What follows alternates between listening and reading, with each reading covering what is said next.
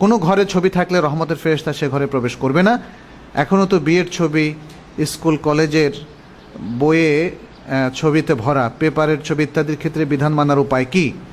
ছবিটা যদি টাঙিয়ে রাখা হয় তাহলে এই বিধানটা সরাসরি তার ক্ষেত্রে সন্দেহাতীতভাবে প্রযোজ্য হবে। ঘরে যদি কেউ ছবি টাঙিয়ে রাখেন, ছবিটা যদি বন্ধ থাকে এবং সেটা যদি হয় পত্রিকার মধ্যে বা বইয়ের মধ্যে, তাহলে আশা করা যায় সেজন্য আল্লাহ তাআলা আমাদেরকে মাফ করবেন, কারণ আমরা কেউ ইচ্ছা করেই সেগুলো করছি না। এগুলো এখন আমাদের পাঠ্যপুস্তকের অংশ হয়ে গিয়েছে এবং পত্রিকার অংশ হয়ে গিয়েছে। আর ছবি রাখার ব্যাপারে অধিকাংশ উলামারা এই ধরনের ছবি আঁকা, অঙ্কন করাকে হারাম বলেছেন।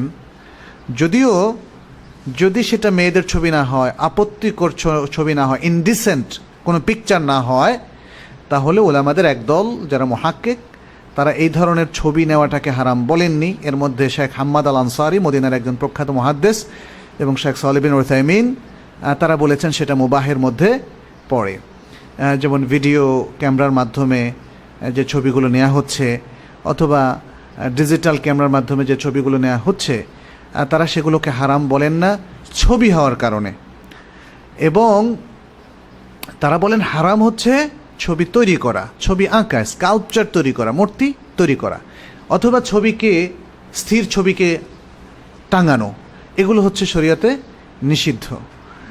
আর এর কারণ হচ্ছে হাদিসে যেটা এসছে যে কিয়ামতের দিন যারা ছবি তৈরি করেন তাদেরকে সবচেয়ে বেশি শাস্তি দেওয়া হবে। তাদের বক্তব্য হচ্ছে, হাদিসের মধ্যে তার কারণ বলে দেওয়া হয়েছে, ইউদাহুনা খালকাল্লাহ, তারা আল্লাহর সৃষ্টিকে চ্যালেঞ্জ করে, আল্লাহর সৃষ্টিকে চ্যালেঞ্জ করে, হাতে স্কেচ করে অথবা বানায়, অথবা মূর্তি বানায়, অথবা দেয়ালে বা পাথরে অঙ্কন করে, অথবা পুতুল বানায় একদম ফুল মানুষের শেপ দিয়ে, সেটা হচ্ছে সরাসরি নিষিদ্ধ।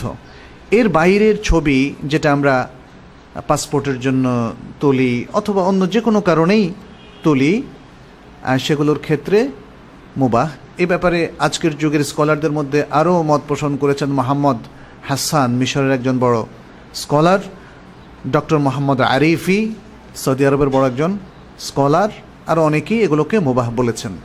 তবে মনে রাখবেন, মুবাহ বলার কারণে আমি কিন্তু আপনাদেরকে উদ্বুদ্ধ করছি না, সুযোগ যখন এসেছে এবার তোলেন খালি ছবি, হ্যাঁ, ডিজিটাল ক্যামেরা, ভিডিও ক্যামেরা প্রয়োজনে তুলবেন, কোনো অসুবিধা নাই, বৈধ ছবিগুলো কিন্তু যত কম তোলেন ততই ভালো।